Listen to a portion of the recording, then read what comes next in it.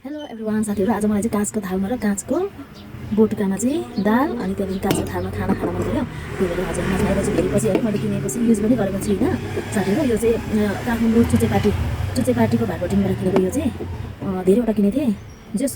एउटा थाल बराबर त्यस्तै 1750 1850 त्यस्तै परेको थियो होइन मैले बिर्सिसकेँ होइन अनि त्यसरी किनेको थिएँ एकदमै राम्रो छ कालो हुँदैन रहेछ काँचको थाल एकदमै राम्रो है महँगो चाहिँ महँगो तर एकदमै राम्रो है अनि तर त्यो भाटबटी चाहिँ अब नमुना मात्रै छ पुरानो भाटबटी नि अब नयाँ चाहिँ कस्तो बनेको थाहा छैन पहिला जेएनजी आन्दोलनमा झन् पछि चाहिँ 1 महिना जति चाहिँ धुवा उडिरहेको थियो अहिले चाहिँ धुलो उडिरहेको छ बनाउने क्रममा छ साथीहरू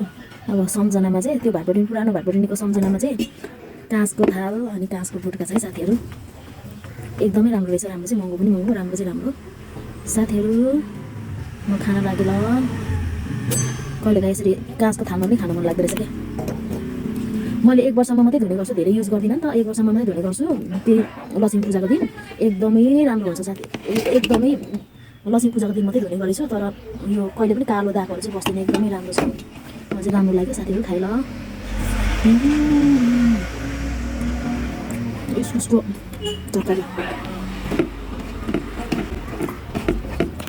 बोटुका चाहिँ अलिक सानो किने जस्तो छ तर ठिकै छ कहिलेकाहीँ यस्तो थालहरू चेन्ज गरेर प्लेटहरू चेन्ज गरेर खाँदाखेरि पनि नमिठो खाना पनि मिठो हुँदो रहेछ साथीहरू